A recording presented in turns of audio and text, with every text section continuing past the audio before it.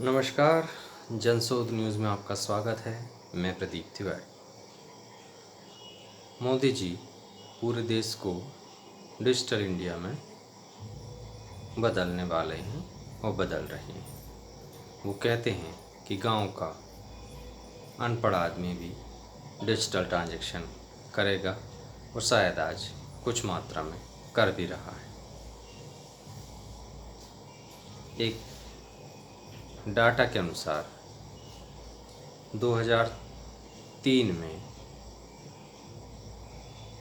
2023 में over 103 million transaction online registered किए गए। डिजिटल इंडिया की तरफ भारत बढ़ रहा है, डिजिटल ट्रांजैक्शन बढ़ रहे हैं, इससे यह प्रदर्शित होता है।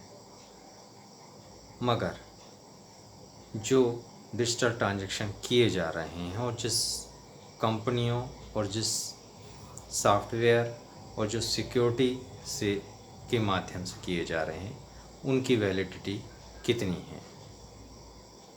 क्या वो डिजिटल ट्रांजैक्शन करने वाले अपने कस्टमर को प्रॉपर सिक्योरिटी प्रोवाइड कर पा रहे हैं? क्या वे उनके फंड्स की, पैसों की सुरक्षा सुनिश्चित कर पा रहे हैं? सूत्रों के अनुसार देश में 2.2 लाख साइबर क्राइम रजिस्टर्ड किए गए।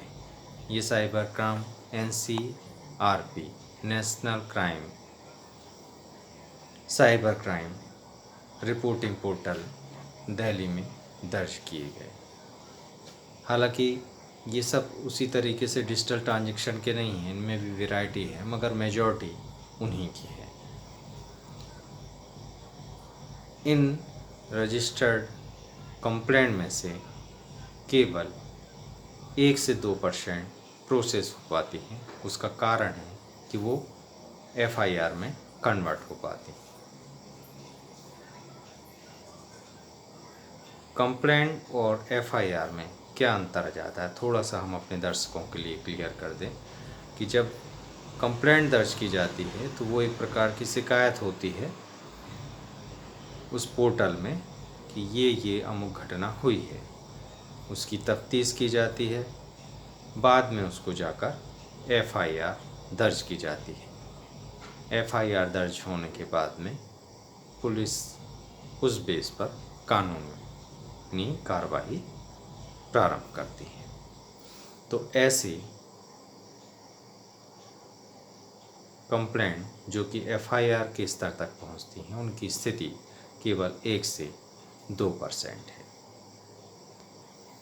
शेष आज भी पेंडिंग रहती हैं। तो आप सोच सकते हैं कि जो साइबर क्राइम हैं उनके प्रति गवर्नमेंट की एक्शन की क्या कंडीशन है।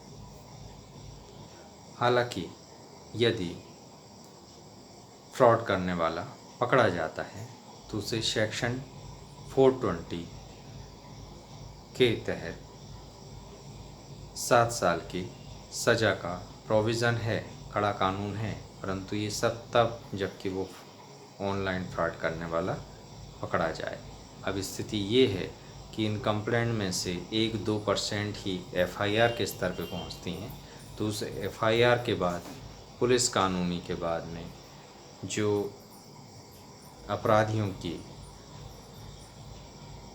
पकड़ने की स्थिति है, उन्हें सज़ा दिलवाने की स्थिति है, उसकी स्थिति तो और भी कहीं कम है। एक अनुमान के अनुसार केवल 1% ऑनलाइन फ्रॉड करने वाले साजिशकर्ताओं को सज़ा मिल पाती। तब क्या